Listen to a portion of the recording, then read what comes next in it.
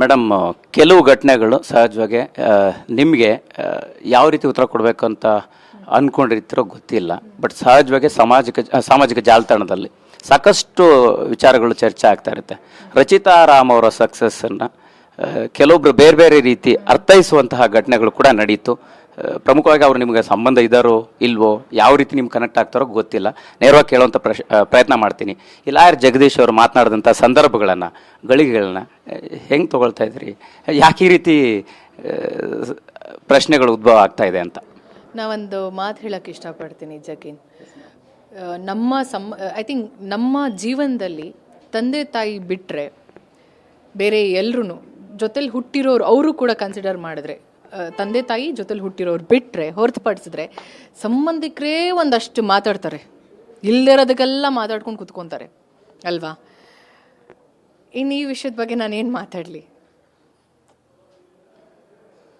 ನಾವು ನಮ್ಮ ಕೆಲಸ ಮಾಡ್ತಿದ್ದೀವಿ. ನಾನು ಹೀಗೆ ಇನ್ನೊಂದು ಯಾವುದೋ ಒಂದು ಇಂಟರ್ವ್ಯೂಲಿ ಹೇಳಿದ್ದು ಒಂದು ವಿಚಾರ ಹೇಳ್ತೀನಿ. 12 ವರ್ಷದಿಂದ ಸಿನಿಮಾ ಇಂಡಸ್ಟ್ರಿಯಲ್ಲಿ ಕೆಲಸ ಮಾಡ್ತಿದ್ದೀನಿ ಅಂತ.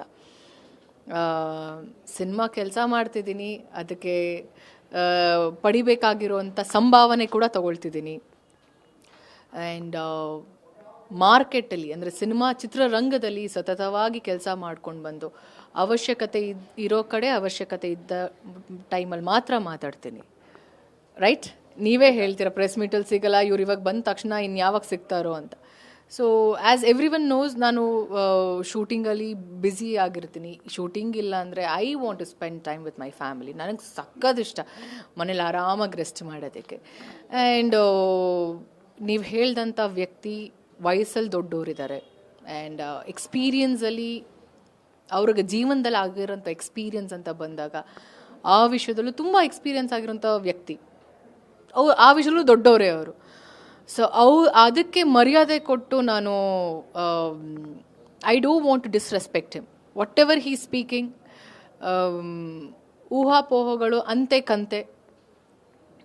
ಕಂತೆನೇ ಅದು, ಅಂತೆ ಕಂತೆ, ಅದು ಮೂಲೆಲೇ ಅದು ಅಲ್ವಾ? ಅದನ್ನು ಹೆಂಗೆ ನಾನು ಅದ್ರ ಬಗ್ಗೆ ನಾನು ಏನು ಮಾತಾಡಬೇಕು ಅಂತ ಗೊತ್ತಿಲ್ಲ. ಇಫ್ ಅಟ್ ಆಲ್ ಈ ಥರ ಒಂದು ಆ್ಯಕ್ಟಿವಿಟೀಸಲ್ಲಿ ನಾನು ಇನ್ವಾಲ್ವ್ ಆಗಿದ್ದಿದ್ರೆ ನಾನು ಖಂಡಿತವಾಗ್ಲೂ ಹೇಳ್ತೀನಿ, ಎಸ್ ಹೌದು ನನ್ನ ಲೈಫು ನನ್ನ ಇಷ್ಟ ಅಂತ ಹೇಳ್ತಿದ್ದೆ. ಇಲ್ವಾ, ಬೇಡಪ್ಪ ನಂಗೆ ಇಂಟರ್ವ್ಯೂ ಬೇಡ, ಇದ್ರ ಬಗ್ಗೆ ನಾವು ಮಾತಾಡೋದು ಬೇಡ, ಇಲ್ಲಾಂದರೆ ಏನೋ ಯಾರ ಹತ್ರನೋ ಇನ್ಫ್ಲೂಯೆನ್ಸ್ ಮಾಡಿಸಿ ಏನೋ ಕೇಳಬೇಡಿ ಪ್ರಶ್ನೆ ಅಂತ. ಇದು ಯಾವುದು ನಾನು ಮಾಡೋಕ್ಕೆ ಇಷ್ಟಪಡಲ್ಲ.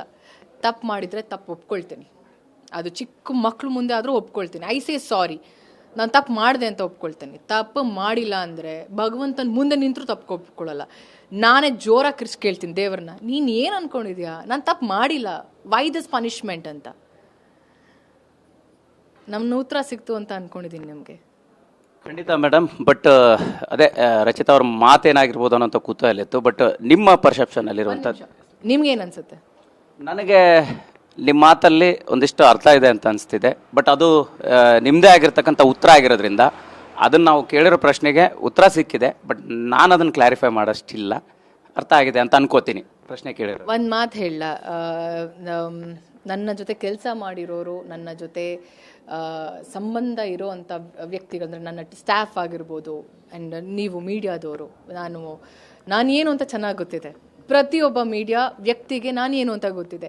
ಇಷ್ಟು ವರ್ಷ ನನ್ನ ಬಗ್ಗೆ ಒಳ್ಳೇದನ್ನ ನೀವು ಪ್ರೊಜೆಕ್ಟ್ ಮಾಡಿ, ಸುಮ್ಮನೆ ನಾನು ಯಾವತ್ತೂ ಒಬ್ರಿಗೂ ಕಾಲ್ ಮಾಡಿ ಹೇಳ್ದೋಳಲ್ಲ ನನ್ನ ಬಗ್ಗೆ ಈ ಪ್ರೋಗ್ರಾಮ್ ಮಾಡಿ, ನನ್ನ ಬಗ್ಗೆ ಇದನ್ನು ಮಾಡಿ, ನನ್ನ ಬಗ್ಗೆ ಅದನ್ನು ಮಾಡಿ. ಇನ್ನೇನೋ ನೆಗೆಟಿವ್ ಬಂದಾಗ ಇಲ್ಲ ತೆಗೆದುಬಿಡಿ, ನಾನು ಯಾವತ್ತಾದರೂ ಹೇಳಿದ್ದೀನ ಜಗೀನ್? ಇಲ್ಲ ಅಲ್ವಾ? ಅದೇ ರೀತಿ. So you all know what I am ಅಲ್ವಾ? ಏನೋ ಪಾಡಿಗೆ ಇವಾಗ ನೀವು ಕೆಲಸ ಮಾಡ್ತಾ ಇರ್ತೀರ, ನಿಮ್ಮನ್ನು ಏನೋ ಕೆಣಕಬೇಕು, ನಿಮ್ಮನ್ನು ಟ್ರಿಗರ್ ಮಾಡಬೇಕು. ಮಾಡಿದಾಗ ನೀವೇನು ರಿಯಾಕ್ಟ್ ಮಾಡ್ತೀರ? ಇಲ್ಲಿ ಕೆಲಸ ಮಾಡೋರು ಯಾವತ್ತೂ ಟ್ರಿಗರ್ ಹೋಗಿ ನಂದೇ ಒಂದಿಷ್ಟು ಕೆಲಸ ಇದೆ, you will be very focused. Same thing, I am focused. ನನಗೆ ಕೆಲಸ ತುಂಬ 108 ಕೆಲಸ ಇದೆ. ಆ್ಯಂಡ್ ನನಗೆ ಪರ್ಸ್ನಲ್ ಆಗಿ ನನಗೆ ಲೈಫ್ ಕಮಿಟ್ಮೆಂಟ್ಸ್ ತುಂಬಾ ಇದೆ. ಆ್ಯಂಡ್ ನನ್ನ ಅಪ್ಪ ಅಮ್ಮನ ಆಸೆಗಳನ್ನ ನೆರವೇರಿಸ್ಬೇಕು ಅನ್ನೋ ಬಹುತೇಕ ಆಸೆಗಳಿರೋದ್ರಿಂದ I am just concentrating only on that. And ಜನಗಳು ಇಷ್ಟು ಪ್ರೀತಿ ಕೊಡೋಕೆ ಅವ್ರಿಗೆ ಸುಮ್ಮನೆ ಪ್ರೀತಿ ಕೊಡಲ್ಲ ಅವರು ಅಲ್ವಾ? ಸೊ ಅವರ ಪ್ರೀತಿನ ಕಾಪಾಡ್ಕೋಬೇಕು, ಅವ್ರು ಕೊಟ್ಟಂಥ ಮರ್ಯಾದೆ ಗೌರವನ ಕಾಪಾಡ್ಕೊಳ್ಳೋ ಅಂಥ ಉದ್ದೇಶದಲ್ಲಿ ನಾನಿರೋದು ಅದು ಬಿಟ್ಟು ನನಗೆ ಇಷ್ಟೊಂದು ಸ್ಪಾನ್ಸರರ್ಸ್ ಅಂತ ಯಾರಾದರೂ ಇದ್ದಿದ್ರೆ ನಾನು ಯಾಕೆ 12 ವರ್ಷ ಇಷ್ಟು ಕಷ್ಟಪಟ್ಟು ಕೆಲಸ ಮಾಡ್ತಿದ್ದೆ? ನೆಮ್ಮದಿಯಾಗಿ ಖುಷಿಯಾಗಿ ದಿಲ್ದಾರಾಗಿ ಆರಾಮಾಗಿ ಮನೇಲಿ ಇದ್ಕೊಂಡು ಬೇಕಾದ ಕಂಟ್ರಿಗಳಿಗೆ ಹೋಗ್ಕೊಂಡು 1 ಸಿನಿಮಾನ 2 ಸಿನಿಮಾ ಮಾಡ್ಕೊಂಡು ಕೂತ್ಕೊಳ್ತಿದ್ದೆ. ಸ್ಪಾನ್ಸರರ್ಸ್ ನಂಗೆ ಭಗವಂತ ಒಳ್ಳೆ ಸ್ಪಾನ್ಸರ್ ನನ್ನ ಜೀವನದಲ್ಲಿ. ನನ್ನ ಅಪ್ಪ ಅಮ್ಮ ಕೊಟ್ಟಿದ್ದಾನೆ, ನನಗೆ ಒಳ್ಳೆ ಕರಿಯರ್ ಕೊಟ್ಟಿದ್ದಾನೆ. ಕರಿಯರ್ ಇಂಟ್ರೊಡ್ಯೂಸ್ ಮಾಡಿದವರು ಅವರು, ನನ್ನ ಫ್ಯಾನ್ಸ್, ನನ್ನೆಲ್ಲ ಕೆಲಸ ಮಾಡಿದಂಥ ಎಲ್ಲ team and my co stars, ಅವರ ಅಭಿಮಾನಿಗಳು. ಸಾಕು, ಇಷ್ಟು ಸಂಪಾದನೆ ಮಾಡಿದ್ದೀನಿ ನಾನು. I am very happy about it. ಇನ್ನೇನು ಹೇಳಿ ನಾನು? ಸ್ಪಾನ್ಸರರ್ಸ್ ತಗೊಳ್ಳೋ ಅಂಥವಳು ಅಲ್ಲ.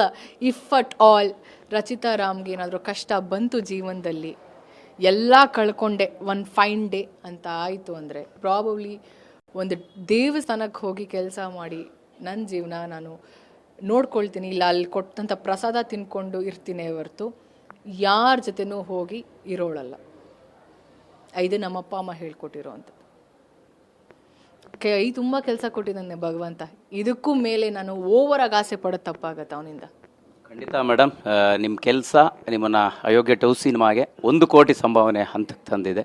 ಸೊ ಈ ಸ್ಯಾಂಡಲ್ವುಡ್ಡಲ್ಲಿ ಸ್ಟಾರ್ಗಳನ್ನ ಹೊರತುಪಡಿಸಿದರೆ ನಟಿಯರ ಪೈಕಿ ನೀವು ಮಾತ್ರ ಅದನ್ನು ರೀಚ್ ಮಾಡಿರೋದು ಅನಿಸುತ್ತೆ. ಬಟ್ ಅದೇ ಬೇರೆ ಬೇರೆ ವಿಚಾರದಲ್ಲಿ ಮಾತನಾಡ್ತಾ ಇರ್ತಾರೆ ರಚಿತಾ, ಅವ್ರಿಗೆ ದುಡ್ಡಿಲಿಂದ ಬಂತು ಅನ್ನೋರಿಗೆ. ಇದು ಉತ್ತರನ ಹೆಂಗೆ ಅಂತ ಅದೇ ಹೇಳಿದ್ದು, ಅರ್ಥ ಆಗ್ತಿಲ್ಲ ನನಗೆ ಏನು ಹೇಳಬೇಕು ಅಂತ. ನಾನೇನಾದರೂ ಲಿಸನ್, ಅದೇ ನಾನು ಹೇಳ್ತಿಲ್ವಾ, ನನ್ನ ಆಡಿಟರ್ಗೆ, ನನ್ನ CAಗೆ, ನನ್ನ GST ಆಫೀಸರ್ಸ್ಗೆ ಎಲ್ರಿಗೂ ಗೊತ್ತಿರುತ್ತೆ ರಚಿತಾ ರಾಮ್ ಏನು ಸಂಭಾವನೆ ಪಡಿತಿದ್ದಾರೆ ಅಂತ. ಆ್ಯಂಡ್ ಒಂದು ಓಪನ್ ಆಗಿ ಹೇಳ್ತೀನಿ, ಇವಾಗ ಯಾರೂ ಫ್ರೀ ಆಗಂತೂ ಕೆಲಸ ಮಾಡಲ್ಲ, ರೈಟ್? ಯಾರಾದರೂ ಫ್ರೀಯಾಗಿ ಕೆಲಸ ಮಾಡ್ತಾರಾ? ಮಾಡಲ್ಲ. ಹಾಗೇನೆ ನಾನು ಫ್ರೀಯಾಗಿ ಎಲ್ಲೂ ಕೆಲಸ ಮಾಡಲ್ಲ. ನನ್ನ ಕೆಲಸಕ್ಕೆ 100% ಪಾತ್ರ ಏನಿದೆಯೋ, ಡೈರೆಕ್ಟರ್ ಸರ್ ಏನು ಹೇಳ್ತಾರೋ ಅದನ್ನು 100% ನಾನು ಮಾಡಬೇಕಾದ್ರೆ ನೀನು ನನಗೆ ಪೇ ಮಾಡೋದ್ರಲ್ಲಿ ಏನು ತಪ್ಪಿಲ್ಲ ಅಲ್ವಾ? It's as simple as it is. ನಾನು ಸಂಭಾವನೆ ತೊಗೊಳ್ತೀನಿ, ನನ್ನ ಮಾರ್ಕೆಟ್ ವ್ಯಾಲ್ಯೂ ಅಂದರೆ ಏನು ಹೇಳ್ತೀವಿ, ಬಿಸ್ನೆಸ್ ಏನಿದೆಯೋ ಆ ಸಂಭಾವನೆ ನನಗೆ ಕೊಡ್ತಾರೆ. ಆ್ಯಂಡ್ ಸ್ಟಾರ್ಟಿಂಗ್ ಫ್ರಮ್, ನಾ ಹೇಳ್ದಂಗೆ 750 rupees day per day. It was new ಅಲ್ವಾ ನನಗೆ, ಹೊಸ ಎಕ್ಸ್ಪೀರಿಯನ್ಸು, ಹೊಸ ಸೀರಿಯಲ್ಲು.